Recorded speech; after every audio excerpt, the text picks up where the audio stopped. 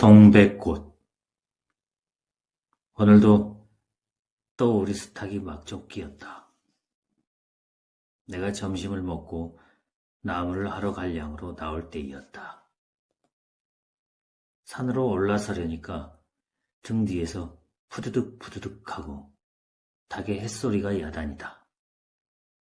깜짝 놀라서 고개를 돌려보니 아니나 다를까 두 놈이 또 올리었다. 점순내 수탉이 덩저리 작은 우리 수탉을 함부로 해내는 것이다. 그것도 그냥 해내는 것이 아니라 푸드득하고 면들을 쪼고 물러섰다가 좀 사이를 두고 또 푸드득하고 모가지를 쪼았다. 이렇게 멋을 부려가며 여지없이 닦아놓는다.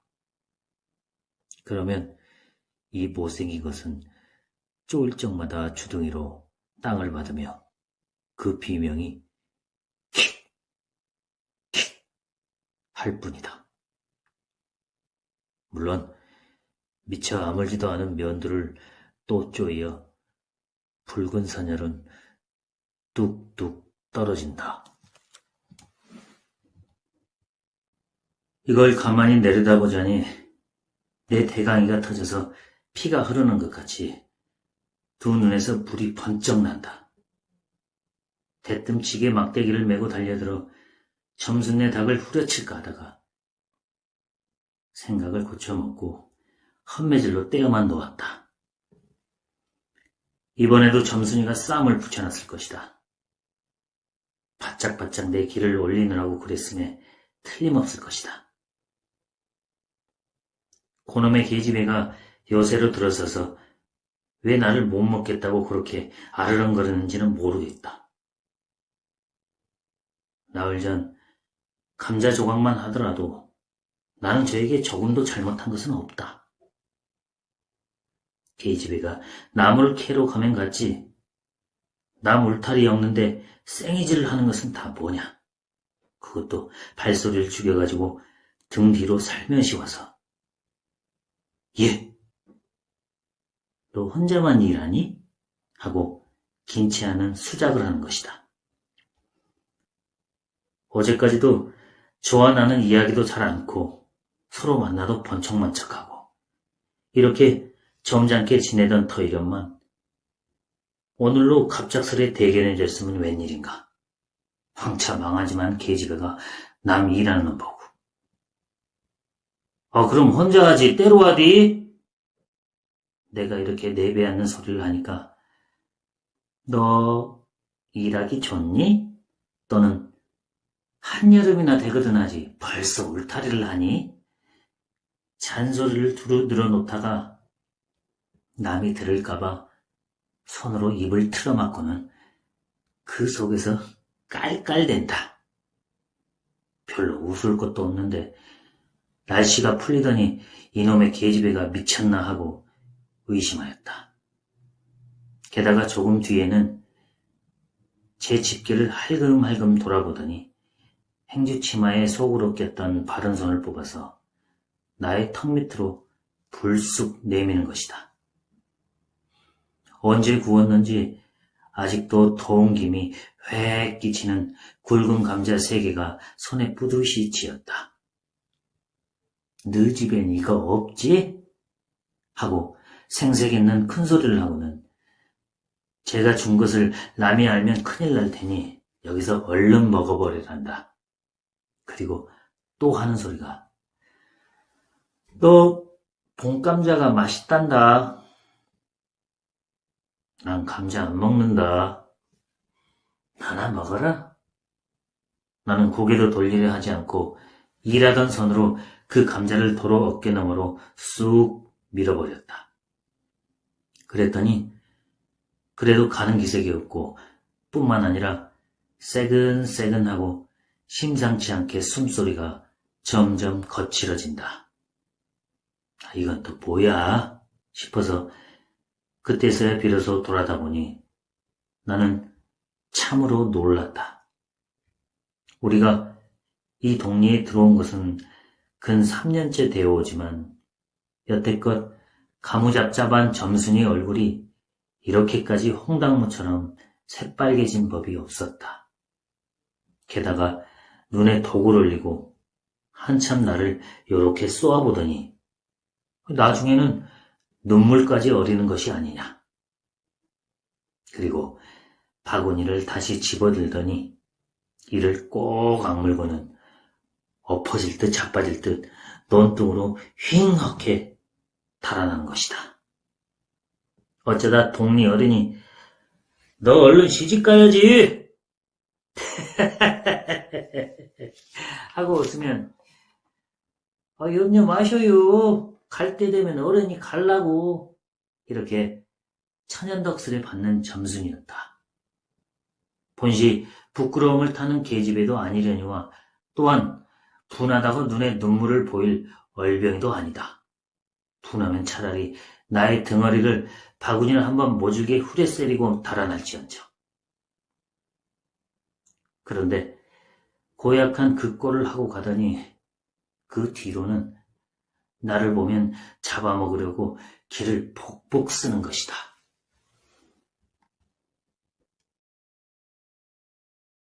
서로 주는 감자를 안 받아 먹은 것이 실례라 하면 주면 그냥 주었지.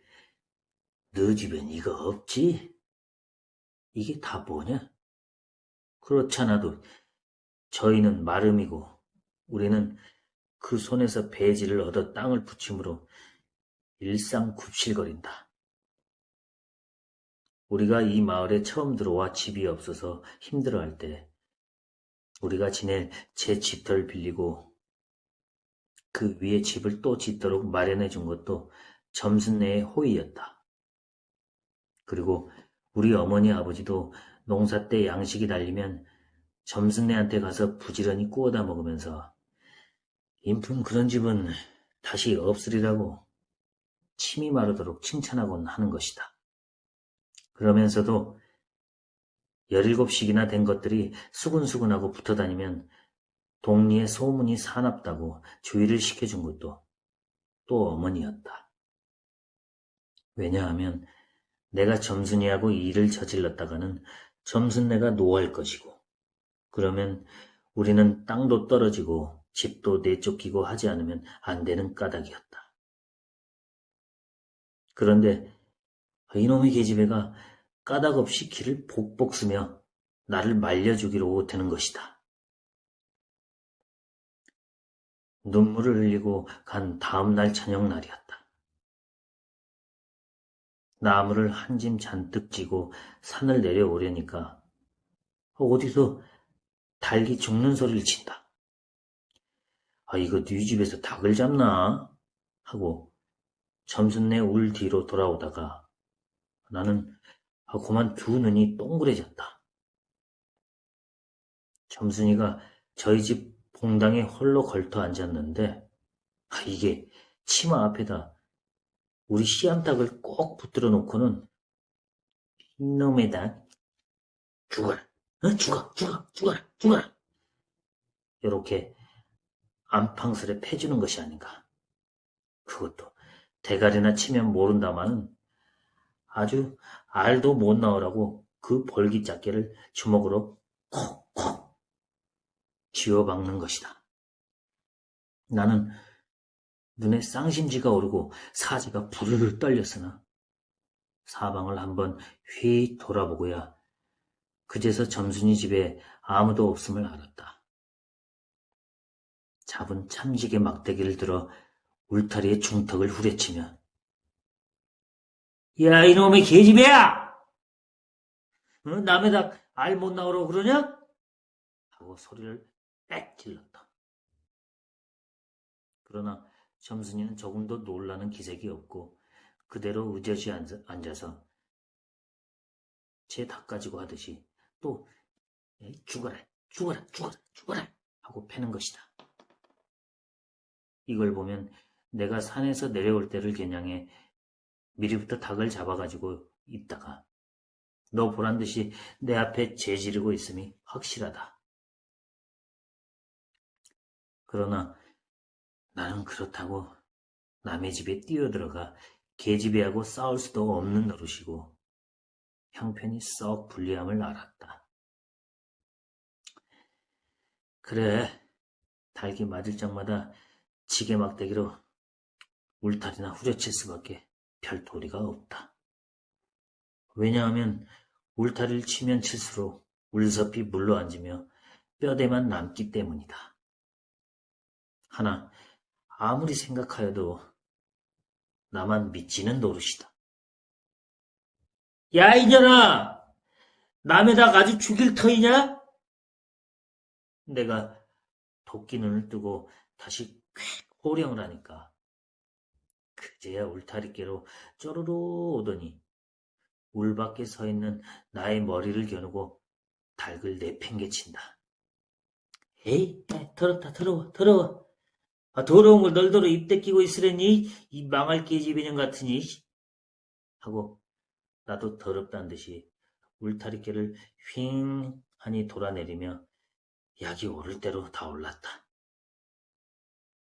라고 하는 것은 암탉이 풍기는 서슬에 나의 이맛배기에다가 물질똥을 찍 갈겼는데 그걸 본다면 알집만 터졌을 뿐 아니라 골병은 단단히 든 듯 싶다. 그리고 나의 등 뒤를 향하여 나에게만 들리듯 말듯한 음성으로 야, 이 바보 녀석아! 예, 너 베네병신지? 그만둬 좋으련만 예, 너, 너 아버지가 고자라지? 뭐? 우리 아버지가? 그래, 고자다. 할 마음으로 열번거지가 나서 고개를 획 돌려 바라봤더니 그때까지 울타리 위로 나와 있어야 할 점순이의 대가리가 어디 갔는지 보이지를 않는다. 그러다 돌아서서 오자면 아까의 한 욕을 울 밖으로 또 퍼붓는 것이다. 욕을 이토록 먹어가면서도 대거리 한마디 못하는 걸 생각하니 돌뿌리에 채어 발톱밑이 터지는 것도 모를 만치 분하고 급기야는 두 눈에 눈물까지 불끈 내솟는다. 그러나 점순이의 치매는 이것뿐이 아니다. 사람들이 없으면 틈틈이 제 집 수탉을 몰고 와서 우리 수탉과 쌈을 붙여 넣는다. 제 집 수탉은 썩 험상궂게 생기고 싸움이라면 회를 치는 고로 오래 이길 것을 알기 때문이다. 그래서 툭하면 우리 수탉이 면두며 눈깔이 피로 흐드러하게 되도록 해놓는다. 어떤 때에는 우리 수탉이 나오지를 않으니까 요놈의 계집애가 모이를 쥐고 와서 깨어내다가 쌈을 붙인다. 이렇게 되면 나도 다른 배차를 차리지 않을 수 없다. 하루는 우리 수탉을 붙들어가지고 넌지시 장독기로 갔다. 쌈닭에게 고추장을 먹이면 병든 황소가 살모사를 먹고 용을 쓰는 것처럼 기운이 뻗친다 한다. 장독에서 고추장 한 접시를 떠서 닭 주둥이께로 들이밀고 먹여보았다. 닭도 고추장에 맛을 들였는지 거스르지 않고 거의 반 접시 턱이나 곧잘 먹는다. 그리고 먹은 다음 금세는 욕을 못 쓸 터이므로 얼마쯤 기운이 들도록 회 속에다 가두어 두었다. 밭에 두엄을 두어 짐져내고 나서 실참에 그 닭을 안고 밖으로 나왔다.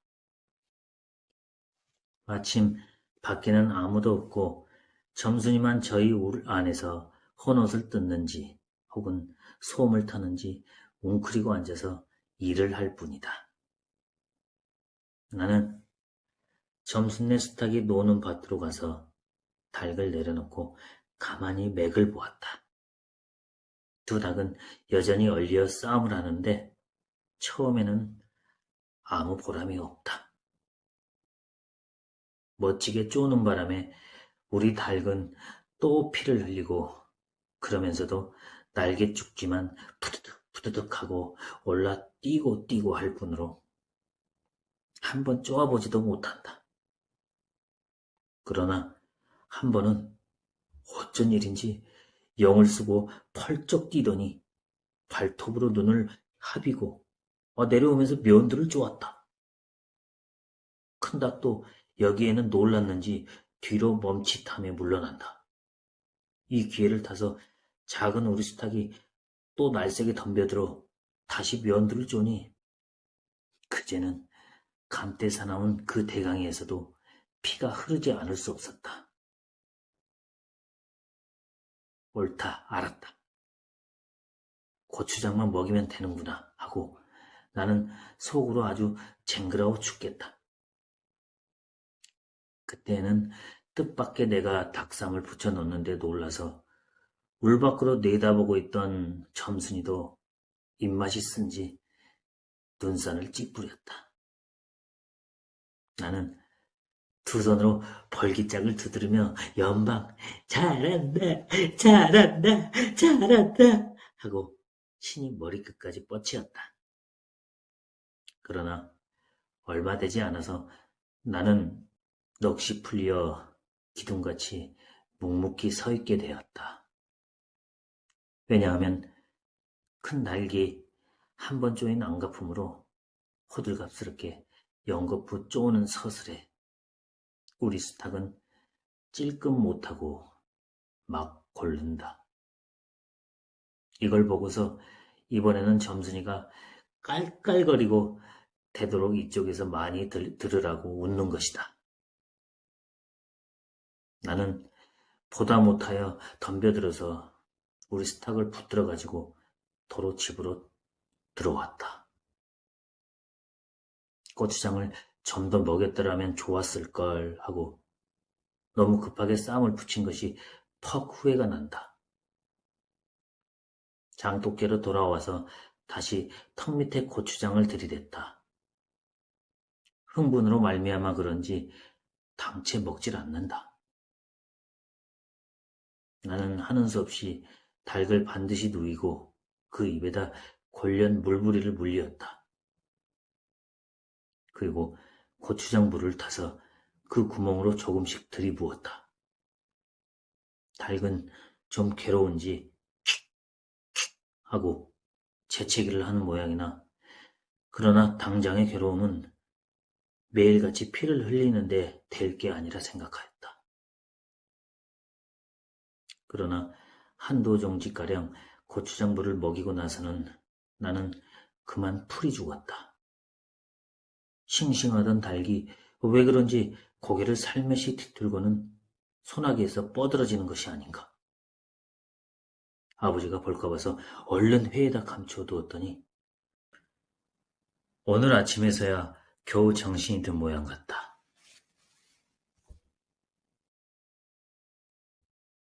그랬던 걸 이렇게 오다 보니까 또 쌈을 붙여놓으니 이 망할 계집애가 필연 우리 집에 아무도 없는 틈을 타서 지가 들어와 회에서 꺼내가지고 나간 것이 분명하다. 나는 다시 닭을 잡아다 가두고 염려스러우나 그렇다고 산으로 나무를 하러 가지 않을 수도 없는 형편이었다. 소나무 삭장이를 따며 가만히 생각해보니 암만 해도 본연의 목종이를 벌려놓고 싶다. 이번에 내려가면 망할년 등줄기를 한번 되게 후려치겠다 하고 싱둥벙둥 나무를 지고는 불이 나게 내려왔다. 거지반 집에 다 내려와서 나는 호두기 소리를 듣고 발이 딱 멈추었다. 산기슭에 널려있는 굵은 바위돌 틈에 노란 동백꽃이 소보록하니 깔리었다. 그 틈에 끼어 앉아서 점순이가 청승맞게 시리 호두기를 불고 있는 것이다. 그보다도 더 놀란 것은 그 앞에서 또 푸드득 푸드득 하고 들리는 닭의 횟소리다. 필연코 요년이 나의 약을 올리느라고 또 닭을 집어내다가 내가 내려올 길목에다 싸움을 시켜놓고 저는 그 앞에서 천연스레 호두기를 불고 있음에 틀림없으리라. 나는 약이 오를 대로 다 올라서 두 눈에서 불과 함께 눈물이 팍 쏟아졌다. 나무지게도 벗어놓을 새 없이 그대로 내동댕이 치고는 지게 막대기를 뻗치고 허둥지둥 달려들었다. 가까이 와보니 과연 나의 짐작대로 우리 수탉이 피를 흘리고 거의 반사지경에 이르렀다. 닭도 닭이려니와 그러함에도 불구하고 눈 하나 깜짝 없이 그대로 앉아서 호두기만 부는 그 꼴에 더욱 치가 떨린다. 동리에서도 소문이 났거니와 나도 한때는 겁실겁실히 일 잘하고 얼굴 예쁜 계집애인 줄 알았더니 시방 보니까 그 눈깔이 꼭 여우새끼 같다. 나는 대뜸 달려들어서 나도 모르는 사이에 큰 수탉을 단매로 때려 엎었다. 닭은 푹 엎어진 채 다리 하나 꼼짝 못하고 그대로 죽어버렸다. 그리고 나는 멍하니 섰다가 점순이가 매섭게 눈을 흡뜨고 닥치는 바람에 뒤로 벌렁 나자빠졌다. 이놈아, 너 왜 남의 닭을 때려 죽이니? 그럼 어때? 하고 일어나다가 뭐 이 자식아? 누집 닭인데? 하고 복장을 떼미는 바람에 다시 벌렁 자빠졌다. 그러고 가만히 생각하니 분하기도 하고 무안스럽기도 하고 또 한편 일을 저질렀으니 이젠 땅이 떨어지고 집도 내쫓기고 해야 될는지 모른다. 나는 비슬비슬 일어나며 소매자락으로 눈을 가리고는 얼김에 엉 하고 울음을 놓았다. 그러다 점순이가 앞으로 다가와서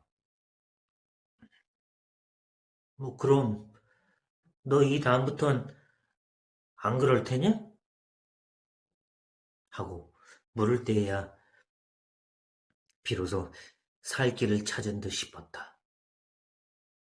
나는 눈물을 우선 씻고 뭘 안 그러는지 명색도 모르건만 그래 하고 무턱대고 대답하였다. 요 다음부터 또 그래봐라. 이씨. 내가 자꾸 못 살게 굴 테니. 그래, 그래. 이젠 안 그럴게. 닭 죽은 건 염려 마라. 내 안 이를 테니. 그리고 못에 떠밀렸는지 나의 어깨를 집은 채 그대로 퍽 쓰러진다.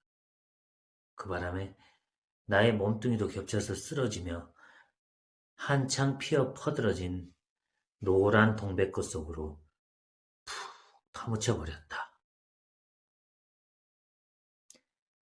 알싸하고 향긋한 그 냄새에 나는 땅이 꺼지는 듯이 온 정신이 고만 아찔하였다.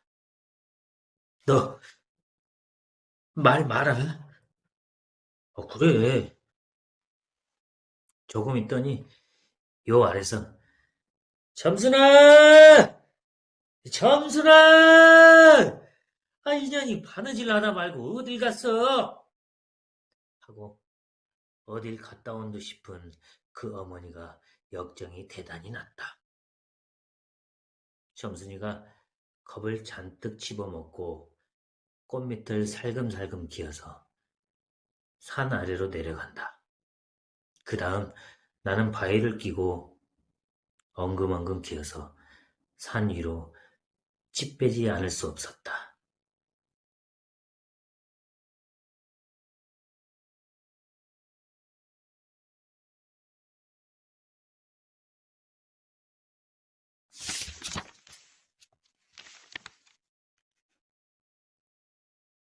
김유정, 봄봄. 장인님, 이제 내가 이렇게 뒤통수를 긁고 나이가 찼으니 성례시켜줘야 하지 않겠냐고 하면 대답이 늘 이 자식아 성내고 뭐고 미처 자라야지 하고 만다. 이 자라야 한다는 것은 내가 아니라 내 아내가 될 점순이의 키말이다.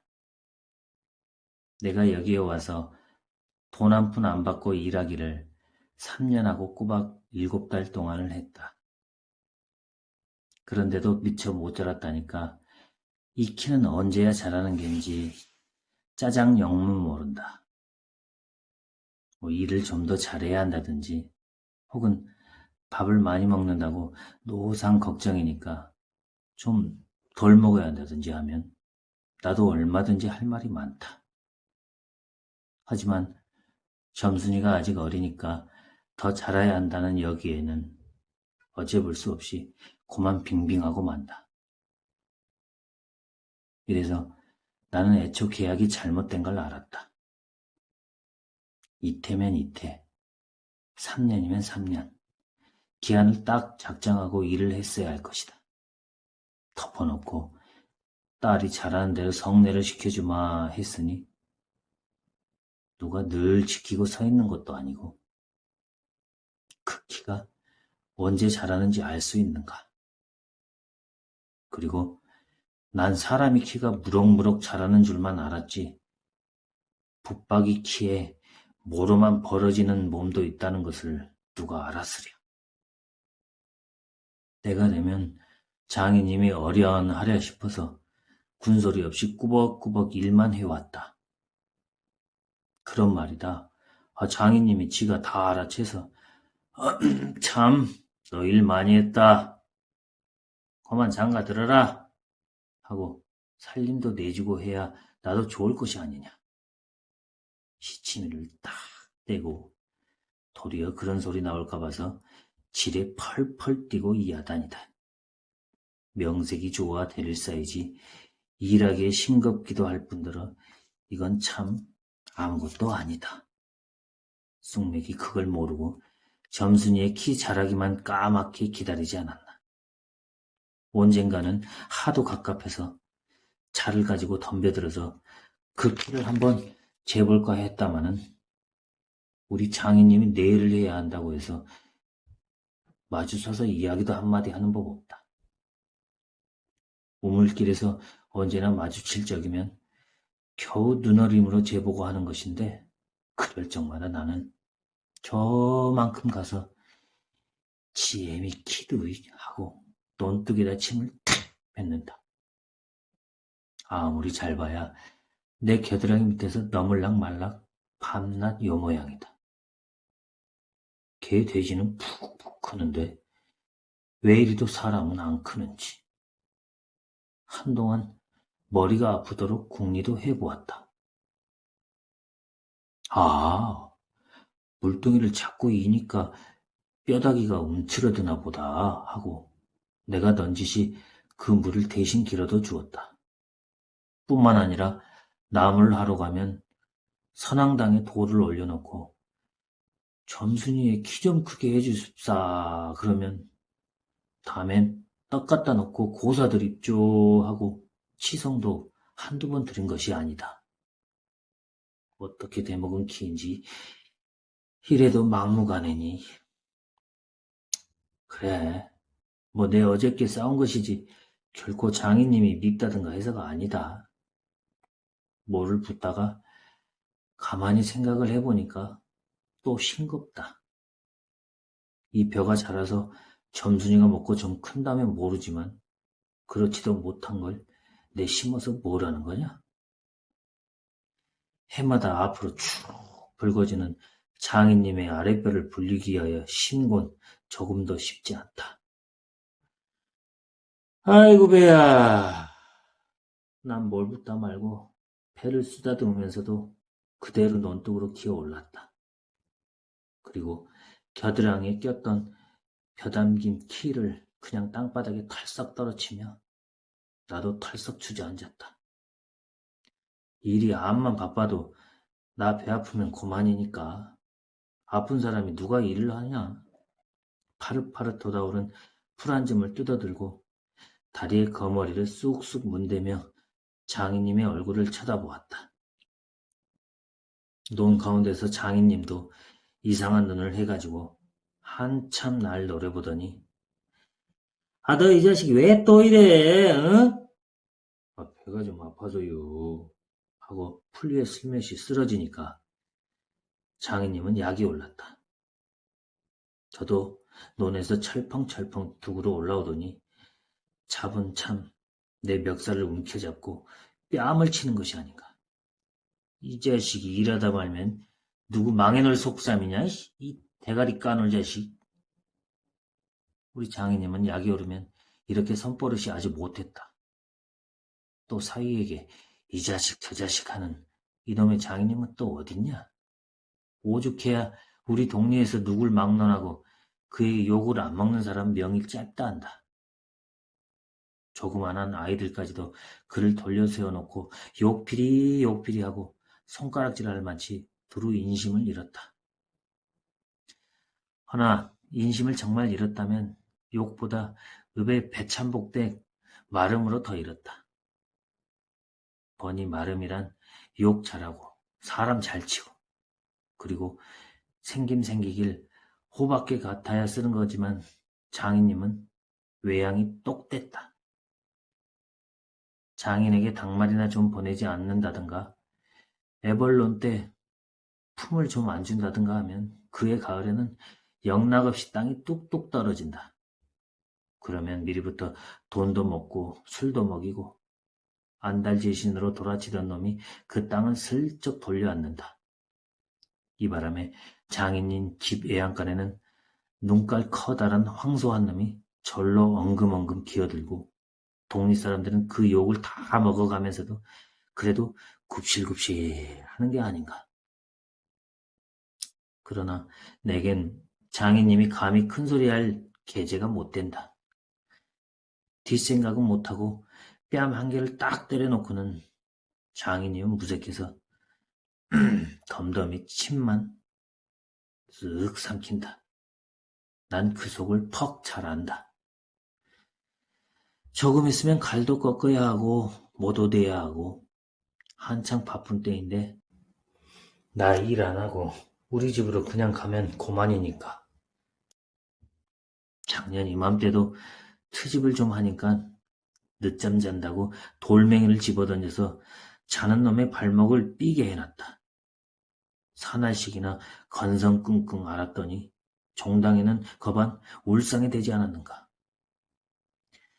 예, 그만 일어나 일 좀 해라. 그래야 올 가을에 벼 잘 되면 너 장가 들지 않니? 그래서 귀가 번쩍 뛰어서 그날로 일어나서 남이 이틀 품들일 논을 혼자 삶아 놓으니까 장인님도 눈깔이 커다랗게 놀랐다. 그럼 정말로 가을이 와서 혼인을 시켜줘야 온 경우가 옳지 않겠나. 벼썸을 척척 들여 쌓아도 다른 소리는 없고 물동이를 이고 들어오는 점순이를 담배통으로 가리키며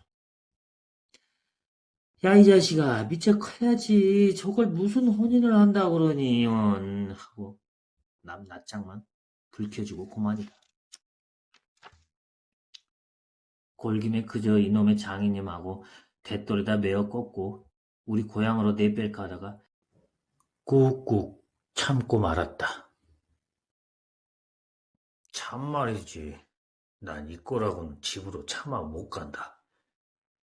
장가를 들러 갔다가 오죽 못났어야 그대로 쫓겨왔느냐고 손가락질을 받을 테니까. 돈뚝에서 벌떡 일어나 한풀 죽은 장인님 앞으로 다가서며 난 갈 테야유. 그동안 사경 쳐내슈. 너 사이로 왔지 어디 머슴살러 왔니? 아, 그러면 얼찐 성례를 해줘야 안 하쥬. 밤낮 부려만 먹고 해준다 해준다. 글쎄, 내가 안 하는 거냐? 그년이 안 크니까. 하고 어름어름 담배만 담으면서 늘 하는 소리를 또 늘어놓는다. 이렇게 따져나가면 언제든지 늘 나만 미치고 만다. 이번엔 안 된다 하고 대뜸 구장님한테로 판단 가자고 소매자락을 내끌었다. 이 자식이 왜 이래 어른을? 안 간다고 뻗디디고 이렇게 호령은 제 맘대로 하지만 장인님 지가 내 기운은 못 당한다. 막 부려먹고 딸은 안 주고. 게다 땅땅 치는 건 다 뭐야? 그러나 내 사실 참 장인님이 미워서 그런 것은 아니다. 그 전날 왜 내가 쇠고개 맞은 봉우리 하전밭을 혼자 갈고 있지 않았느냐. 밭 가생이로 돌 적마다 야릇한 꽃내가 물컥물컥 코를 찌르고 머리 위에서 벌들은 가끔 붕붕 소리를 친다. 바위 틈에서 샘물 소리밖에 안 들리는 산골짜기니까 맑은 하늘의 봄볕은 이불속같이 따스하고 꼭 꿈꾸는 것 같다. 나는 몸이 나른하고 몸살이 나려고 그러는지 가슴이 울렁울렁하고 이랬다. 어로이 마리 맘마마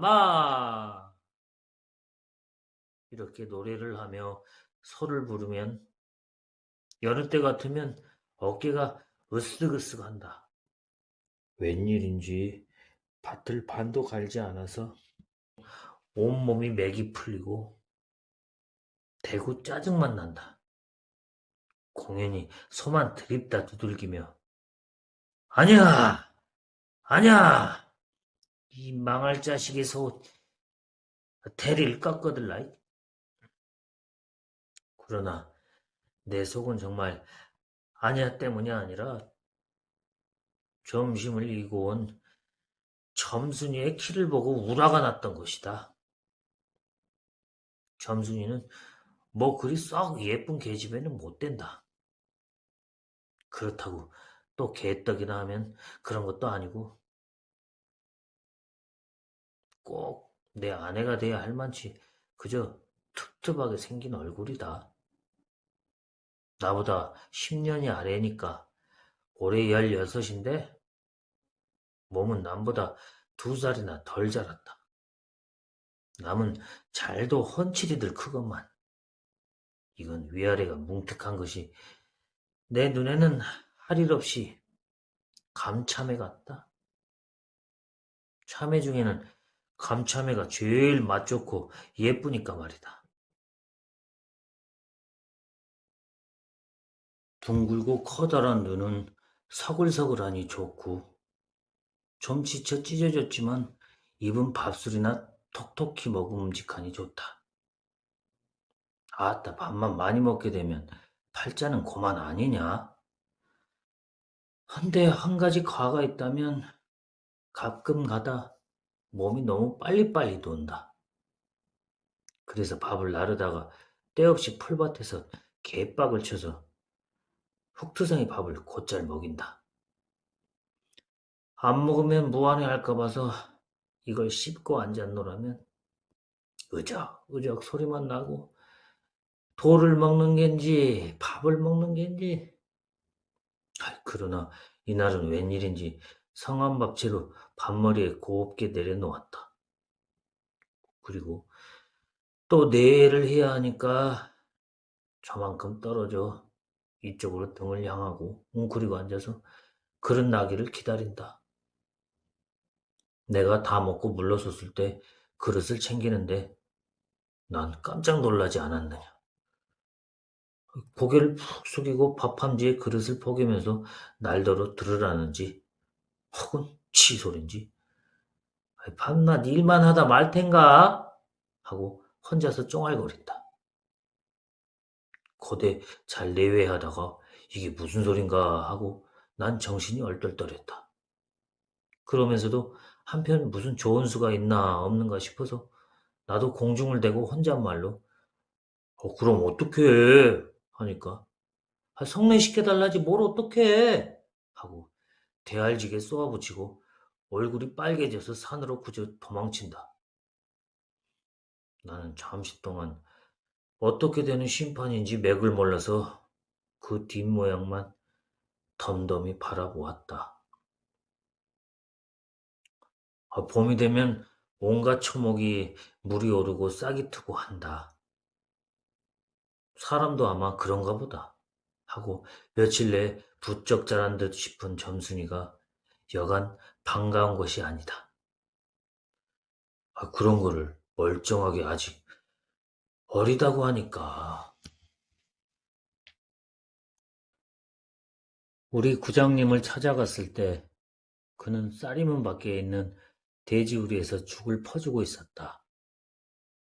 서울에 좀 갔다 오더니 사람은 점잖아야 한다고 옷샘이 양쪽으로 뾰족히 삐치고 그걸 에헴 하고 늘 쓰다듬는 손버릇이 있다. 우리를 멀뚱히 쳐다보고 미리 알아챘는지 왜 일들 하다 말고 그래 하더니 손을 올려서 그 에헴을 한번 후딱 했다. 구장님, 우리 장인님과 처음에 계약하기를 먼저 덤비는 장인님을 뒤로 떠다밀고 내가 허둥지둥 달려들다가 가만히 생각하고 아니 우리 병장님과 춤에 하고 첫 번부터 다시 말을 고쳤다. 장인님은 빙장님 해야 좋아하고 밖에 나와서 장인님 하면 괜스레 코를 내리고 든다. 뱀도 뱀이래야 좋으냐고 창피스러우니 남 듣는 데는 제발 빙장님, 빙모님 하라고 일상 당조짐을 받아오면서 난 그것도 찾고 있는다. 당장도 장인님 하나 옆에서 내 발등을 꾹 밟고 곁눈질을 흘기는 바람에야 겨우 알았지만 구장님도 내 이야기를 자세히 듣더니 퍽 딱한 모양이었다. 하기야 구장님뿐만 아니라 누구든지 다 그럴 게다. 길게 길러둔 새끼손톱으로 코를 후벼서 저리 탁 튀기며 그럼 봉필씨 얼른 성례를 시켜주구려. 그렇게까지 지가 하고 싶다는 걸 하고 내 짐작대로 말했다. 그러나 이 말에 장인님이 사태질로 눈을 부라리고 어이 성내고 뭐고 계집애년이 미쳐 자라야 할 거 아닌가 하니까 고만 멀수룩해져서 입맛만 쩍쩍 다실 뿐이 아닌가. 그것도 그래. 그래. 거진 4년 동안에도 안 자랐더니 국기는 언제 자라죠? 다 그만두고 사경 내쇼. 글쎄 이 자식이 내가 크질 말라고 그러니? 왜 날 보고 떼냐? 빅모님은 참새만한 것이 그럼 어떻게 일 낳았쥬? 장인님은 이 말을 듣고 껄껄 웃더니 코를 푸는 척하고 날 은근히 골리려고 팔꿈치로 옆 갈비뼈를 팍 치는 것이다. 더럽다. 나도 종아리에 파리를 쫓는 척하고 허리를 구부리며 그 궁덩이를 콱 때밀었다. 장인님은 앞으로 우질끈하고 쌀이문깨로 쓰러질 듯 하다가 몸을 바로 고치더니 눈총을 몹시 쏘았다. 이런 쌍년의 자식 하고 싶으나 남의 앞이라니 차마 못하고 섰는 그 꼴이 보기에 퍽 쟁그러웠다. 그러나 이 밖에는 별반 신통한 기정을 얻지 못하고 털어놓으로 돌아와서 뭐를 묻었다. 왜냐면 장인님이 뭐라고 귓속말로 수근수근 하고 간 뒤다. 구장님이 날 위해서 조용히 데리고 아리아가 질러주었기 때문이다. 자네 말도 하기야 옳지. 나이 찼으니 아들이 급하다는 게 잘못된 말은 아니야? 하지만 농사가 한창 바쁜 때 일을 안 한다든가 집으로 달아난다든가 하면 이 손해죄로 그것도 징역을 가거든. 왜 예전에 산포말서 산에 불 좀 넣었다고 징역 간 거 못 봤나? 지 산에 불을 넣어도 징역을 가는 이때인데 남의 농사를 버려두니 죄가 얼마나 더 중한가? 그리고 자넨 정장을 간대지만 그러면 괜스레 죄를 들쓰고 들어가는 걸세. 또 결혼도 그렇지. 법률에 성년이라는 게 있는데 21가 돼야지 비로소 결혼을 할 수가 있는 걸세. 자네는 물론 아들이 늦은 걸 염려하지만 점순이로 말하면 이제 겨우 16이 아닌가? 그렇지만 아까 그 빈장님의 말씀이 올 가을에는 열일을 제쳐두고라도 성례를 시켜주겠다 하시니 좀 고마울 겐가? 빨리 가서 뭐 붓는 거나 마저 붓게. 응? 군소리 하지 말고 어서 가. 그래서 오늘 아침까지 끽소리 없이 왔다. 장인님과 내가 싸운 것은 지금 생각하면 전혀 뜻밖의 일이라 안 할 수 없다. 장인님으로 말하면 요즘 막 자긴들에게 행세를 좀 하고 싶다고 해서 돈 있으면 양반이지 별게 있느냐? 하고 일부러 아랫배를 쑥 내밀고 걸음도 뒤틀리게 걷고 하는 이 판이다. 이까진 나쯤은 두들기다가 남의 땅을 가지고 모처럼 닦아놓았던 가문을 망친다든가 할 어른이 아니다. 또 나로 넌지면 아무쪼록 잘 배서 점순이에게 얼른 장가를 들여야 하지 않느냐. 이렇게 말하자면 결국 어젯밤 뭉태네 집에 맛을 간 것이 썩 나빴다. 낮에 구장님 앞에서 장인님과 내가 싸운 것을 어떻게 알았는지 대구 빈정거리는 것이 아닌가. 야, 그래 맞거든. 그거를 가만둬? 그럼 어떡하니, 임마. 봉피를 모래판에 거꾸로 박아놓지 뭘 어떡해? 하고 괜히 대신 화를 내가지고 주먹질을 하다 등장까지 쳤다. 놈이 본시 괄괄은 하지만 그래놓고 날더러 석유값을 물리고 막 치다이를 붙는다. 난 어안이 벙벙해서 잠자코 앉았으니까 저만 연신 짓거리는 소리가 밤낮 일만 해주고 있을 테냐? 야, 영덕이는 1년을 살고도 장가를 들었는데 넌 4년이나 살고도 더 살아야 해. 네가 세 번째 사이인 줄 아니? 알아? 세 번째 사이. 아우, 밤에 일이라도 분하다. 에휴, 이 자식아. 우물에 가서 빠져 뒤져라. 나중에는 겨우 손톱으로 목을 따라고까지 하고 지 아들같이 함부로 훅닥이었다. 별의별 소리를 다 해서 그대로 옮길 수는 없으나 그 줄거리는 이렇다. 우리 장인님이 딸이 셋이 있는데 맏딸은 재작년 가을에 시집을 갔다. 정말은 시집을 간 것이 아니라 그 딸도 대릴사이를 해가지고 있다가 내보냈다.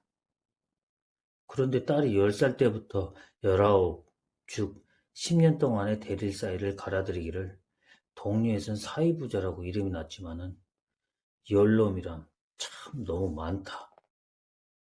장인님이 아들은 없고 딸만 있는 거로 그 다음 딸을 대릴사이를 해올 때까지는 부려먹지 않으면 안 된다. 물론 머슴을 두면 좋지만 그건 돈이 드니까 일 잘하는 놈을 고르느라고 연방 바꿔드렸다.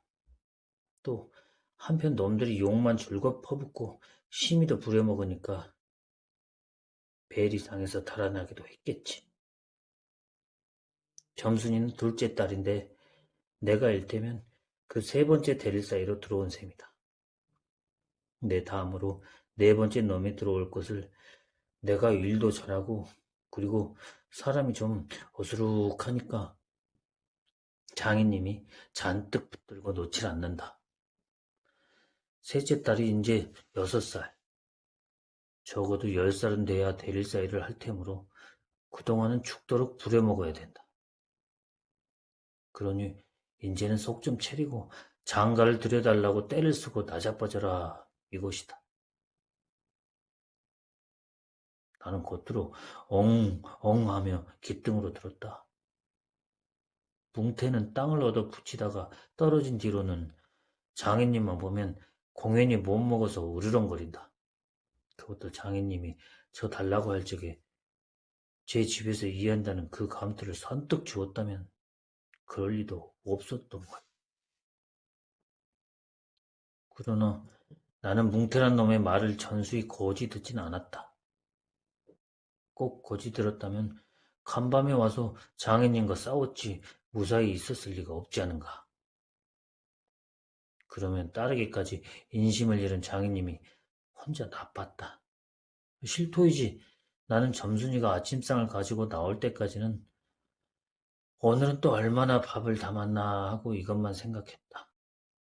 상에는 된장찌개하고 간장 한 종지, 조밥 한 그릇, 그리고 밥보다 더 수부룩하게 담은 산나물이 한 대접, 이렇다.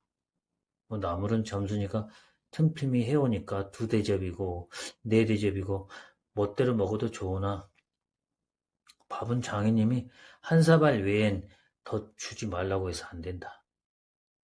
그런데 점순이가 그 상을 내 앞에 내려놓으며 지 말로 짓거리는 소리가 구장님한테 갔다 그냥 온담 그래? 하고 엊그제 산에서와 같이 대우 쫑알거린다. 나는 내가 더 단단히 덤비지 않고 만 것이 좀 어리석었다 속으로 그랬다. 나도 저쪽 벽을 향하여 외면하면서 내 말로 안 된다는 걸 그럼 어떡한담 하니까 샘을 잡아채야지 그냥 너 이 바보야 하고 또 얼굴이 빨개지면서 성을 내며 안으로 셀쭉하니 튀어 들어가지 않느냐. 이때 아무도 본 사람이 없었기 망정이지 보았다면은 내 얼굴이 애미 잃은 황새 새끼처럼 가엾다 했을 것이다. 사실 이때만치 슬펐던 일이 또 있었는지 모른다. 다른 사람은 암만 못생겼다 해도 괜찮지만 내 아내들 점순이가 병신으로 본다면 참 신세는 따분하다. 밥을 먹은 뒤 지게를 지고 일터로 가려 하다 덜어 벗어던지고 바깥마당 공석이에 들어누워서 나는 차라리 죽느니만 가지 못하다 생각했다. 내가 일 안 하면 장인님 지는 나이가 먹어 못하고 결국 농사 못 짓고 만다. 뒷짐으로 트림을 꿀꺽하고 대문 밖으로 나오다 날 보고서 이 자식이 또 왜 이러니? 광격 급하게 체하여 가슴이 막혀 토하지도 못하고 대소변도 못 보는 위급한 병. 이 났어요. 아이고, 아이고, 아이고, 아이고, 아이고, 아이고, 배야. 기껏 밥 처먹고 무슨 관객이야, 이씨. 남의 농사 버려두면 이 자식아 징역 간다 봐라. 가도 좋아요. 아이고, 아이고, 배야. 참말, 난 일 안 해서 징역 가도 좋다 생각했다. 이루 아들을 낳아도 그 앞에서 바보, 바보, 이렇게 별명을 들을 테니까. 오늘은 열쪽이 난데도 결정을 내고 싶었다. 장인님이 일어나라고 해도 내가 안 일어나니까 눈에 독이 올라서 저편으로 휑하게 가더니 기계 막대기를 들고 왔다. 그리고 그걸로 내 허리를 마치 돌 떠넘기듯이 쿡 찍어서 넘기고 했다. 밥을 잔뜩 먹어 딱딱한 배가 그럴 적마다 퉁겨지면서 벨창이 꼿꼿한 것이 여간 캥기지 않았다. 그래도 안 일어나니까 이번에는 배를 지게 막대기로 위에서 쿡쿡 찌르고 발길로 옆구리를 차고 했다. 장인님은 원체 심술이 굳어서 그러지만 나도 저만 못지않게 배를 채웠다. 아픈 것을 눈을 꽉 감고 넌 해라. 난 재밌다는 듯이 있었으나 벌기짝을 후려갈길 적에는 나도 모르는 결에 벌떡 일어나서 그 수염을 잡아챘다.마는 내 골이 난 것이 아니라 정말은 아까부터 벽 뒤 울타리 구멍으로 점순이가 우리들의 꼴을 몰래 엿보고 있었기 때문이다. 가뜩이나 말 한마디 톡톡히 못한다고 바라보는데 몇 가지 잠자코 맞는 걸 보면은 짜장 바보로 할 게 아닌가.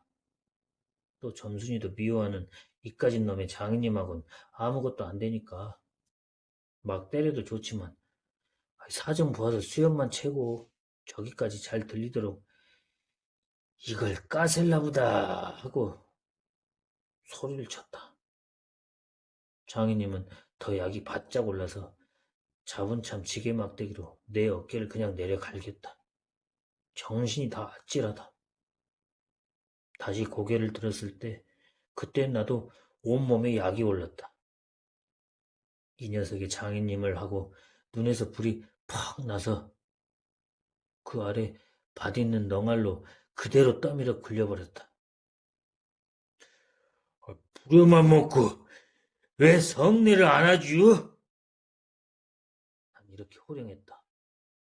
하지만 장인님이 선뜻 오냐 내일이라도 성례 시켜주마 했으면 나도 성가실 걸 그만두었을지 모른다. 나야 이러면 때린 건 아니니까 나중에 장인 쳤다는 누명도 안 들을 터이고 얼마든지 해도 좋다. 한 번은 장인님이 헐떡헐떡 기어서 올라오더니 내 바짓가랑이를 요렇게 노리고서 단박 움켜잡고 매달렸다. 악 소리를 치고 나는 그만 세상이 다 팽그르 도는 거지. 빙장님, 빙장님, 빙장님, 어이 자식아, 이게 잡아먹어라, 잡아먹어라, 할아버지 살려주십시오, 할아버지.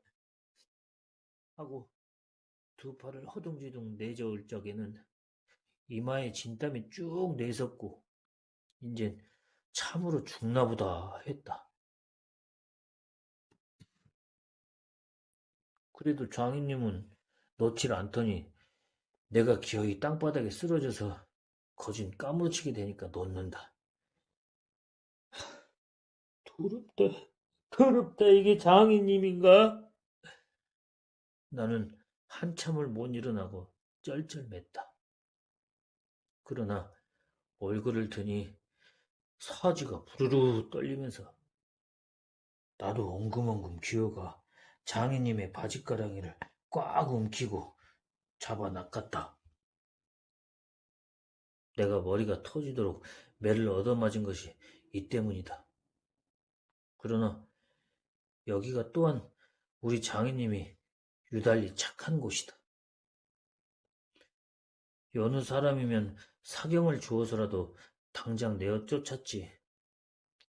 터진 머리를 불솜으로 손수 지져주고 호주머니에 희연 한 봉을 넣어주고 그리고 올 가을엔 꼭 성례를 시켜주마. 암만 말고 가서 뒷골에 콩밭이나 얼른 갈아라 하고 등을 두들겨줄 사람이 누구냐. 나는 장인님이 너무나 고마워서 어느덧 눈물까지 났다. 점순이를 남기고 이젠 내쫓기려니 하다 뜻밖의 말을 듣고 빈장님 이제 다시는 안 그러겠어요. 이렇게 맹세를 하며 부랴부랴 지게를 지고 일터로 갔다. 그러나 이때는 그걸 모르고 장인님을 원수로만 여겨서 잔뜩 잡아당겼다. 야, 이놈아! 나라! 장인님은 헛손질을 하며 솔개미에 챈 닭의 소리를 연해 질렀다. 놓긴 왜? 이왕이면 호되게 혼을 내주리라 생각하고 짓궂이 더 댕겼다마는 장인님이 땅에 쓰러져서 눈에 눈물이 핑 도는 것을 알고 좀 겁도 났다. 할아버지, 아이고 나라, 아이고 나라. 그래도 안 되니까, 아이고 예, 점순아, 점순아. 이 앞장에 안에 있던 장모님과 점순이가 헐레벌떡하고 단숨에 뛰어나왔다. 나의 생각에 장모님은 제 남편이니까 역성을 할는지도 모른다. 그러나 점순이는 내 편을 들어서 속으로 고소해야겠지? 대체 이게 웬 속인지 아버지를 혼내주기는 지가 내려놓고 이제 와서는 달려들며 에그머니 이 망할 게 아버지를 죽이네 하고 귀를 뒤로 잡아당기며 마냥 우는 것이 아니냐. 그만 여기에 기운이 탁 꺾여 나는 얼빠진 등신이 되고 말았다. 장모님도 덤벼들어 한쪽 귀마저 뒤로 잡아채면서 또 우는 것이다. 이렇게 꼼짝도 못하게 해놓고 장인님은 지게 막대기를 들어서 사뭇 내려 조졌다.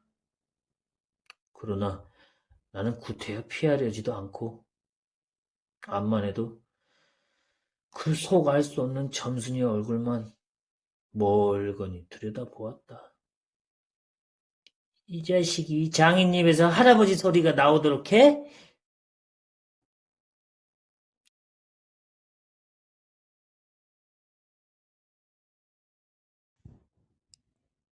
김유정, 금 따는 콩밭.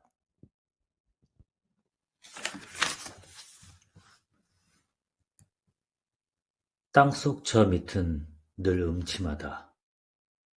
고달픈 간들의불, 맥없이 푸르기하다. 밤과 달라서 낮엔 대우 흐릿하였다. 겉으로 황토 장벽으로 앞뒤 좌우가 콩 막힌 좁직한 구덩이. 흡사의 무덤 속같이 기중중하다. 싸늘한 침묵, 쿠더부레한 흙내와 징그러운 냉기만이 그 속에 자욱하다. 곡괭이는 번질 흙을 이르잡는다. 안팡스러이 내려쪼며 퍽퍽퍽 이렇게 매떨어진 소리뿐. 그러나 간간 우수수하고 벽이 헐린다. 영식이는 일손을 놓고 소매자락을 끌어당겨 얼굴에 땀을 흘른다. 이놈의 줄이 언제나 잡힐는지 기가 찼다.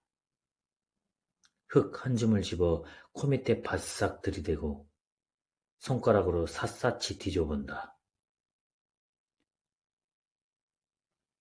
완연히 버력은 좀 변한 듯 싶다.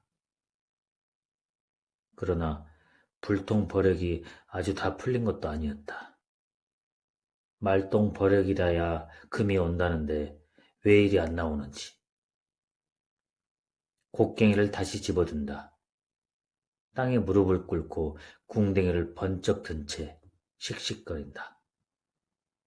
곡괭이는 무작정 내려 찍는다. 바닥에서 물이 스미어 무릎팍이 흥건히 젖었다.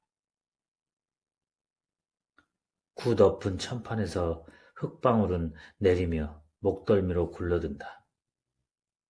어떤 때에는 윗벽의 한쪽이 떨어지며 등을 탕 때리고 부서진다. 그러나 그는 눈도 하나 깜짝하지 않는다.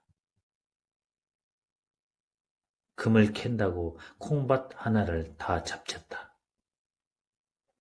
약이 올라서 죽을 똥살똥 눈이 뒤집힌 이 판이다. 손바닥에 침을 탁 뱉고 곡괭이 자루를 한번 꼬나잡더니 쉴 줄 모른다. 등 뒤에서는 흙 끓는 소리가 드윽드윽 난다. 아직도 버력을 다 못 친 모양. 이 자식이 일을 하나? 시조를 하나? 남은 속이 바직바직 타는데 웬 배심이 이리도 좋아. 영식이는 살깃뛴 시선으로 고개를 돌렸다. 아무 말 없이 수제를 노려본다. 그제야 꾸물꾸물 바지개에 흙을 담고 등에 메고 사다리를 올라간다. 굿이 풀리는지 벽이 움찔하였다. 흙이 부서져 내린다. 전날이라면 이곳에서 아내 한번 못 보고 생죽음이나 안 할까. 털끝까지 쭈뼛할 게다. 그러나 인젠 그렇게 되고도 싶다. 수제란 놈하고 흙더미에 묻히어 한꺼번에 죽는다면 그게 오히려 나을 게다. 이렇게까지 몹시 미웠다. 이놈 풍치는 바람에 애꿎은 콩밭 하나만 결단을 냈다. 뿐만 아니라 모두가 낭패다. 세벌 논도 못 맸다. 논둑의 풀은 성큼 자란 채 어지러이 널려있다. 이 기미를 알고 지주는 대로하였다. 내년부터는 농사질 생각 말라고 발을 굴렀다. 땅은 암만을 파도 지수가 없다. 이만해도 5길은 훨씬 넘었으리라. 좀 더 집회에 오를지 혹은 북으로 밀어야 오를지 우두커니 망설거린다. 금점일에는 으뜸이다. 입대껏 수제의 지휘를 받아 일을 하여 왔고 앞으로도 역시 그러해야 금을 딸 것이다. 그러나 그런 칙칙한 짓은 안 한다. 이리와 이것 좀 파게. 그는 어쓴 위풍을 보이며 이렇게 분부하였다. 그리고 저는 일어나 손을 털며 뒤로 물러선다. 수제는 군말 없이 고분하였다. 시키는 대로 땅에 무릎을 꿇고 벽체로 군버력을 긁어낸 다음 다시 파기 시작한다. 영식이는 치다 나머지 버력을 짊어진다. 커다란 걸대를 뒤룩거리며 사다리로 기어오른다. 군문을 나와 버력더미에 흙을 막 내치려 할째 왜 또 파? 이것들이 미쳤나 그래? 산에서 내려오는 마름과 맞닥뜨렸다. 정신이 떠름하여 그대로 벙벙이 섰다. 오늘은 또 무슨 포악을 들으려는가? 말라니까 왜 또 파는 게야? 하고 영식의 바지개 뒤를 지팡이로 꽉 찌르더니 갈아먹으라는 밭이지 흙 쓰고 들어가라는 거야? 이 미친 것들아? 콩밭에서 웬 금이 나온다고 이 지랄들이야 그래? 하고 목에 핏대를 올린다. 밭을 버리면 간수 잘못한 자기 탓이다. 날마다 와서 그 북새를 피우고 금하여도 다음 날 보면 또 여전히 파는 것이다. 오늘로 이 구덩이를 도로 묻어놔야지 너. 내일로 당장 기억할 줄 알게. 너무 감정이 격하여 말도 잘 안 나오고 떠든떠든거린다. 주먹은 곧 날아올 듯이 허구리께서 불불 떤다. 오늘만 좀 해보고 그만두겠어요. 영식이는 낯이 붉어지며 가까스로 한마디 하였다. 그리고 무턱대고 빌었다. 말은 들은 척도 안 하고 가버린다. 그 뒷모양을 영식이는 멀거니 배웅하였다. 그러나 콩밭 낯짝을 들여다보니 무더니에 둥 터진다. 멀쩡한 밭에 구멍이 사면 풍풍 뚫렸다. 여지없이 버럭은 무더기 쌓였다. 마치 사태 만난 공동묘지와도 같이 귀살쩍고 대우 일신연스럽다.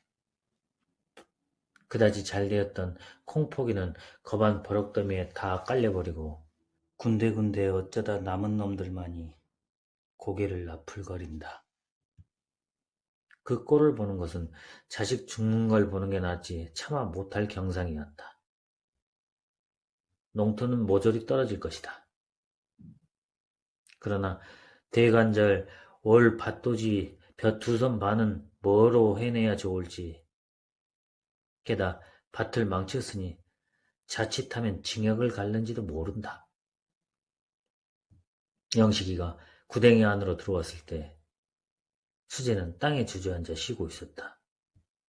태연 무심히 담배만 뻑뻑 피우는 것이다. 언제나 줄을 잡는 거야? 이제 차차 나오겠지. 이제 나온다? 하고 코웃음을 치고 엿먹더니 조금 지남에 이 새끼 흙덩을 집어들고 골통을 내려친다. 수재는 어쿠하고 그대로 푹 엎드린다. 그러다 벌떡 일어선다. 눈에 띄는 대로 곡괭이를 잡자 대뜸 달려들었다. 그러나 강약이 부동. 왁살스러운 팔뚝에 퉁겨져 벽에 가서 쿵 하고 떨어졌다. 그 순간에 제가 빼앗긴 곡괭이가 정박이를 겨누고 날아드는 걸 보았다. 고개를 획 돌린다. 곡괭이는 흙벽을 퍽 치고 다시 나간다. 수재 이름만 들어도 영식이는 이가 갈렸다. 분명히 홀딱 속은 것이다. 영식이는 본디 금점에 이력이 없었다. 그리고 흥미도 없었다. 다만 밭고랑에 웅크리고 앉아서 땀을 흘려가며 꾸벅꾸벅 일만 하였다. 올해는 콩도 뜻밖의 잘 열리고 마음이 좀 놓였다. 하루는 홀로 김을 메고 있노라니까 여보게 덥지 않은가? 좀 쉬었다 하게? 고개를 들어보니 수재다. 농사는 안 짓고 금점으로만 돌아다니더니 무슨 바람에 또 왔는지 싱글벙글한다. 좋은 수나 걸렸나 하고 돈 좀 많이 벌었나? 나 좀 꼬주게. 보이고 말고 마음껏 먹고 마음껏 쓰고 했네. 술에 거나한 얼굴로 신껏 주적거린다. 그리고 밥머리에 쭈그리고 앉아 한참 객설을 부리더니 자네 돈벌이 좀 안 하려나? 이 밭에 금이 묻혔네. 금이. 뭐? 하니까 바로 이 산 너머 큰 고래 광산이 있다. 광부를 300여 명이나 부리는 노다지판인데 매일 소출되는 금이 70냥을 넘는다. 돈으로 치면 7,000원. 그 줄맥이 큰 산 허리를 뚫고 이 콩밭으로 뻗어나온 것이다. 둘이서 파면 불과 열흘 만에 줄을 잡을 깨고 적어도 하루 서돈씩은 딸이라. 우선 30원만 해도 얼마냐? 소를 산데도 반필이 아니냐고. 그러나 영식이는 귀담아 듣지 않았다. 금점이란 칼 물고 뜀뜨기다. 잘 되면 이거니와 못 되면 신세만 조진다. 이렇게 전일부터 들은 소리가 있어서였다. 그 다음날도 와서 깨성거리기 다 갔다. 셋째 번에는 집으로 찾아왔는데 막걸리 한 병을 손에 들고 영을 피운다. 몸이 달아서 또 온 곳이었다. 봉당에 걸터 앉아서 저녁상을 물끄러미 바라보더니 조당수는 몸을 훑는다는 둥, 일꾼은 든든히 먹어야 한다는 둥, 남들은 논을 사느니 밭을 사느니 떠드는데 요렇게 지내다 그만둘 테냐는 둥 일접게 지절거린다. 아주머니, 이것 좀 먹게 해주시게요. 그리고 비로소 영식이 아내에게 술병을 내놓는다. 그들은 밥상을 끼고 앉아서 즐겁게 술을 마셨다. 몇 잔이 들어가고 보니 영식의 생각도 적이 돌아섰다. 나는 1년 고생하고 키콩 몇 섬 얻어먹느니보다는 금을 캐는 것이 슬기로운 짓이다. 하루에 잘만 캔다면 한 해 줄곧 공들인 그 수확보다 훨씬 이익이다. 올봄 보낼 제 비료값, 품삯, 빚에 빚진 7원 가닥에 나날이 졸리는 이 판이다. 이렇게 지지하게 살고 말 바에는 차라리 가로지나 세로지나 사내 자식이 한번 해볼 것이다. 내일부터 우리 파보세. 돈만 있으면이야 그까지 콩은. 수재가 안달스리 재우쳐 보채일째 선뜻 응낙하였다. 그래 보세. 빌어먹을 거 냄고만이지. 그러나 꽁무니에서 죽을 마시고 있던 아내가 허구리를 쿡쿡 찔렀게 망정이지. 그렇지 않았더라면 좀 주저할 뻔도 하였다. 아내는 아내대로의 셈이 빨랐다. 시체는 금점이 판을 잡았다. 섣부르게 농사만 짓고 있다간 결국 비렁뱅이 밖에는 더 못된다. 얼마 안 있으면 산이고 논이고 밭이고 할 것 없이 다 금쟁이 손에 구멍이 뚫리고 뒤집히고 뒤죽박죽이 될 것이다. 그때는 뭘 파먹고 사나? 자, 보아라. 머슴들은 짝이나 한 듯이 일하다 말고 후딱하면 금점으로들 내빼지 않는가. 일꾼이 없어서 오랜 농사를 지을 수 없느니 마느니 하고 동리에서는 떠들썩하다. 그리고 번동 포노기조차 호미를 내던지고 강변으로 개울로 사금을 캐러 달아난다. 그러다 며칠 뒤엔 다비신에다 옥당목을 떨치고 희자를 뽑는 것이 아닌가. 아내는 콩밭에서 금이 날 줄은 아주 꿈밖이었다. 놀라고도 또 기뻤다. 올해는 노상 침만 삼키던 그놈 코다리를 짜장 먹어보겠구나만 하여도 속이 미어질 듯이 짜릿하였다. 뒷집 양근댁은 금정덕트에 남편이 사다 준 고무신을 신고 나릿나릿 걷는 것이 무척 부러웠다. 저도 얼른 금이나 펑펑 쏟아지면 흰 고무신도 신고 얼굴에 분도 바르고 하리라. 그렇게 해보지 뭐. 저 양반 하잔 대로만 하면 어련히 잘 될라고. 얼떨어에 앉아있는 남편을 이렇게 축였던 것이다. 통이특이 무섭게 콩밭으로 모였다.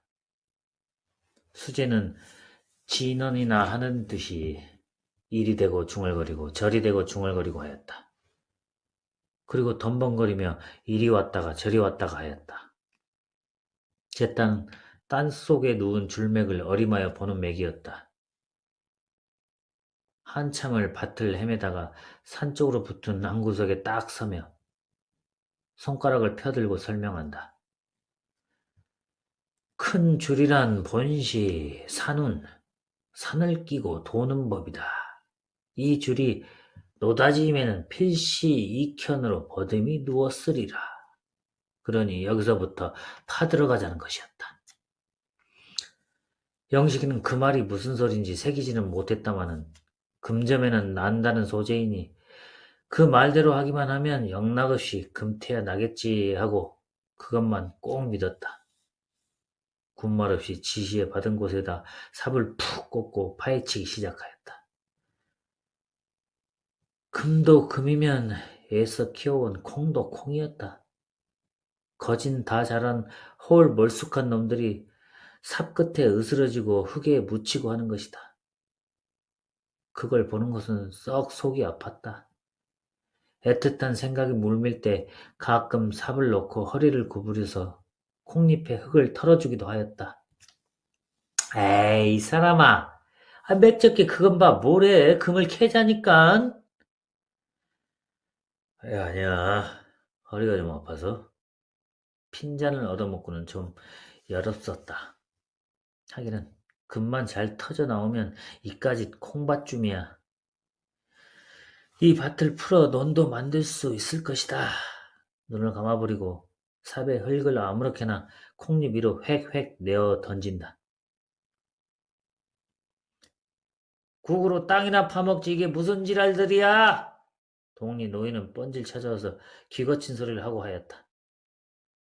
밭에 구멍을 셋이나 뚫었다. 그리고 대구 뚫는 길이었다. 금인가 난장을 맞을 건가 그것 때문에 농구는 버렸다. 이게 필연코 세상이 망하려는 징조일이라 그 소중한 밭에다 구멍을 뚫고 이지랄이니 그놈이 온전할 겐가. 노인은 제풀 화의 지팡이를 들어 삿대질을 아니할 수 없었다. 벼락 맞느니 벼락 맞아. 염려 말아요. 누가 알레지요? 영식이는 그럴 적마다 대퉁술에 쏘았다. 골김에 흙을 대는 대로 내꼰지고는 침을 탁 뱉고 구덩이로 들어간다. 그러나 마음 한구석에는 언제나 끙하였다. 줄을 찾는다고 콩밭을 통이 뒤집어 놓았다. 그리고 줄이 언제나 나올지 아직 까맣다. 논도 못 메고 물도 못 보고 벼가 어이 되었는지 그것조차 모른다. 밤에는 잠이 안 와 멀뚱하니 애를 태웠다. 수제는 낙담하는 기색도 없이 늘 한양이었다. 땅에 웅숭거리고 시적시적 노량으로 땅만 판다. 줄이 꼭 나오겠나? 하고 목이 말라서 물으면 이번에 안 나오거든 내 목을 비게 서슴지 않고 장담을 하고는 꿋꿋하였다. 이걸 보면 영식이도 마음이 좀 내는 듯 싶었다. 전들 금이 없다면 무슨 멋으로 이 고생을 하랴. 반드시 금은 나올 것이다. 그제는 이왕 손에는 할 일 없거니와 그만두리란 절망이 스스로 사라지고 다시금 주먹이 쥐어지는 것이었다. 캄캄하게 밤은 어두웠다. 어디선가 묵개가 요란히 지저댄다. 남편은 진흙투성이를 하고 내려왔다. 풀이 죽어서 몸을 잘 가누지도 못하고 아랫목에 축 늘어진다. 이 꼴을 보니 아내는 맥이 다시 풀린다. 오늘도 또 글렀구나. 금이 터지면 집을 한 채 사간다고 자랑을 하고 왔더니 이내 헛일이었다. 이제 좌지가 나서 낯을 들고 나가려매조차 없어진다. 남편에게 저녁을 갖다주고 딱하게 바라본다. 이제 꽃 양식도 다 먹었는데 새벽에 산재를 좀 지낼 텐데 한 번만 더 꼬와. 남의 말에는 대답 없고 유하게 흘게 늦은 소리뿐. 그리고 들어 누운 채 눈을 지그시 감아버린다. 죽거리도 없는데 산재는 무슨. 듣기 싫어! 요망 맞은 년 같으니. 이 호통의 아내는 그만 멈칫하였다. 요즘 와서는 무턱대고 공연스레 골만 내는 남편이 영 딱하였다. 환장을 하는지 밤잠도 아니 자고 소리만 빽빽 지르며 덤벼들려고 든다. 심지어 어린 것이 좀 울어도 이 자식 갖다 내꼰지라고 북새를 피우는 것이다. 저녁을 아니 먹었으므로 그냥 치워버렸다. 남편의 영을 거역히 어려워 양근댁 한테로 또다시 안 갈 수 없다. 그간 양식은 줄곧 구워다 먹고 갚지도 못하였는데 또 무슨 면목으로 입을 벌릴지 난처한 노릇이었다. 그는 생각다 끝에 있는 염치를 보채 쏟아 던지고 다시 한번 찾아가는 것이다마는 딱 맞닥뜨려 입을 열고 내일 산재를 지낸다는데 쌀이 있어야지요 하자니 영 낯이 화끈하고 모닥불이 날아든다. 그러나 그들은 어지간히 착한 사람이었다. 그렇죠. 산신이 번나면 죽도 그럽니다. 하고 말을 받으며 그 남편은 빙그레 웃는다. 워낙에 금점에 장구 달아난 몸인만치 이번 일에는 적잖이 속이 튀었다. 손수 쌀 닷대를 떠다주며 산재란 안지네 몰라도 이왕 지내려면 아주 정성껏 해야 됩니다. 산신이란 노하길 잘하니까요. 하고 그 비방까지 깨쳐보낸다. 쌀을 받아들고 나오며 영식이 쳐는 고마움보다 먼저 미안해질려 얼굴이 다시 빨갰다. 그리고 그들 부부 살아가는 살림이 참으로 몹시 부러웠다. 양근댁 남편은 날마다 금점으로 감돌며 버럭더미를 뒤지고 토록을 주워온다. 그걸 온종일 장판돌에다 갈면 수가 좋으면 2, 3원, 오가도 7, 80정 꼴은 매일 셈이 되는 것이었다. 그러면 쌀을 산다. 피륙을 끓는다. 떡을 한다. 장리를 놓는다. 그런데 우리는 왜 늘 욕골인지 생각만 하여도 가슴이 메는 듯 맹맥한 한숨이 연발을 하는 것이다. 아내는 집에 돌아와 떡살을 담갔다. 내일은 뭘로 죽을 써먹을런지 윗목에 웅크리고 앉아서 맞은 쪽에 자빠져 있는 남편을 곁눈으로 살짝 활키워본다. 남들은 돌아다니며 잘도 금을 주워오련만 저 망나니 지 밭 하나를 다 버려도 그만톨 못 주오나? 에휴, 변변치도 못한 사나이. 저도 모르게 얕은 한숨이 거푸 2번을 터진다. 밤이 이슥하여 그들 양주는 떡을 하러 나왔다. 남편은 절구에 쿵쿵 빠았다. 그러나 채가 없다. 동네로 돌아다니며 빌려오느라고 아내는 다리에 불풍이 났다. 아, 왜 이리 앉았소? 불 좀 지피지.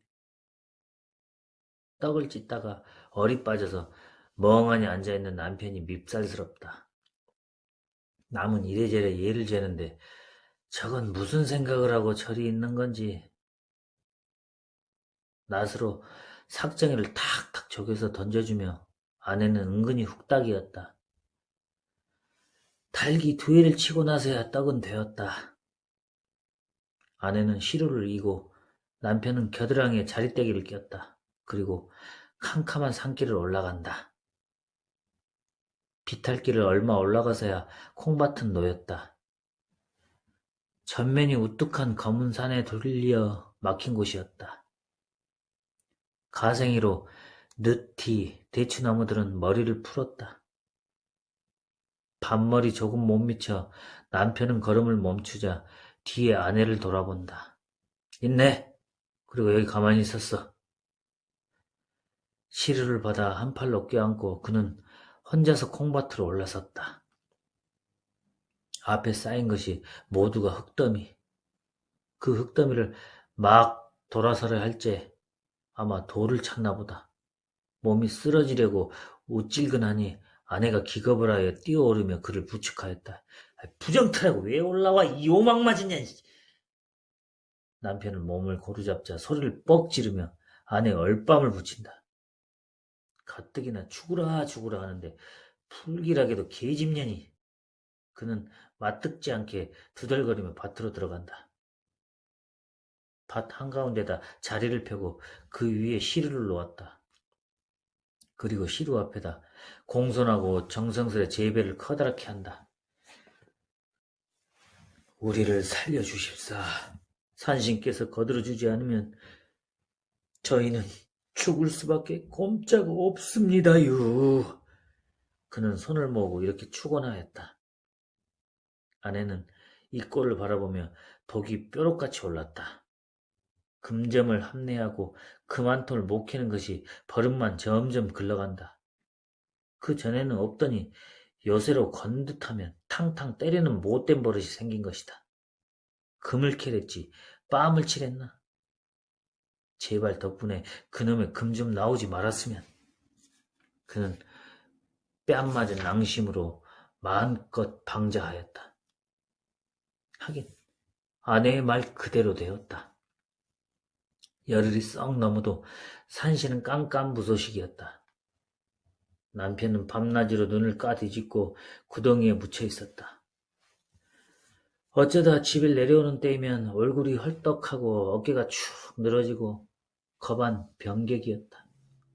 그리고서 잠자코 커다란 몸집을 방고래에다 쾅 하고 내던지고 하는 것이다.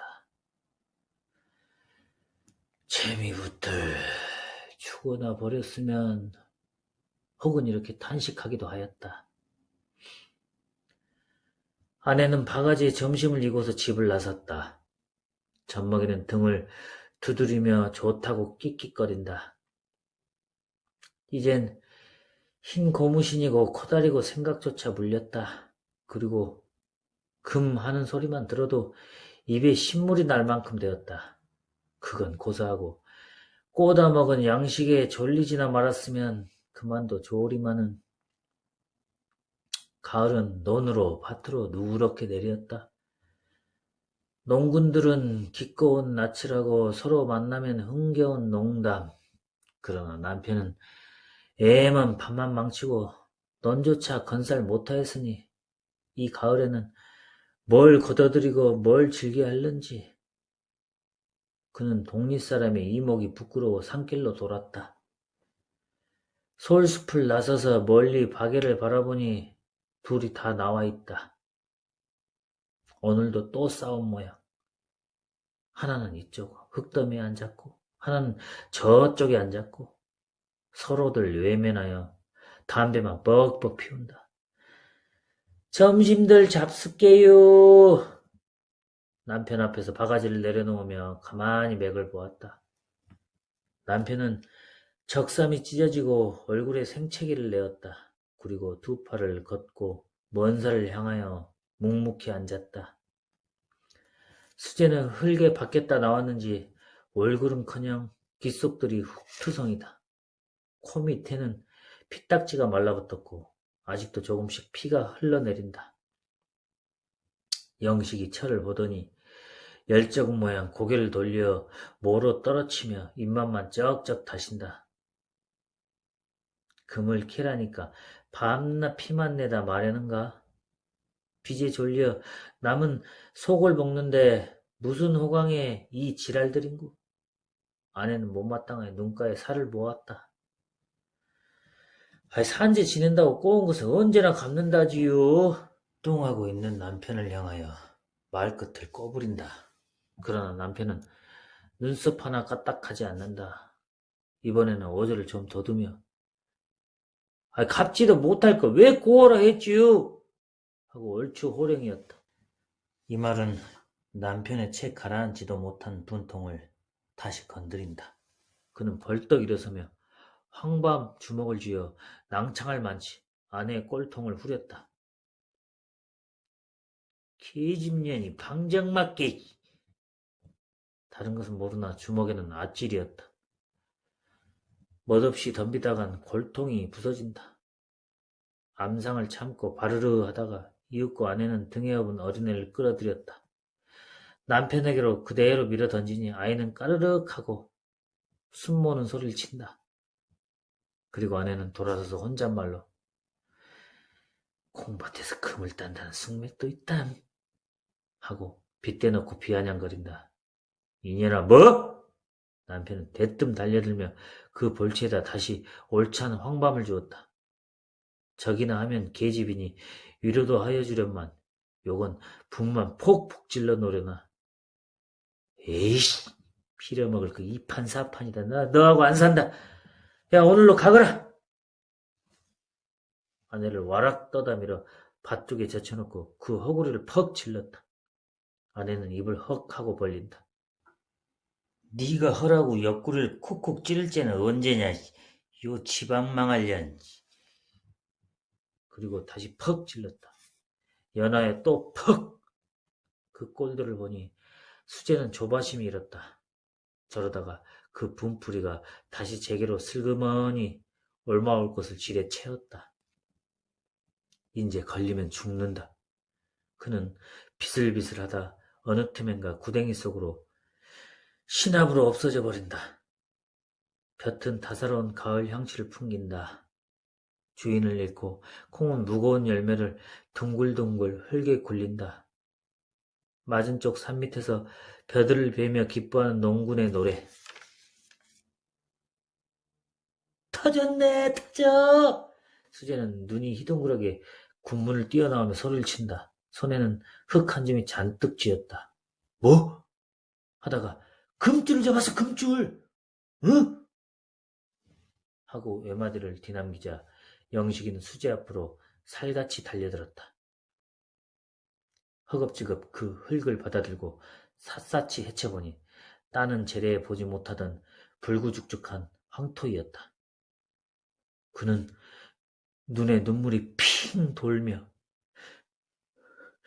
이게 원줄인가?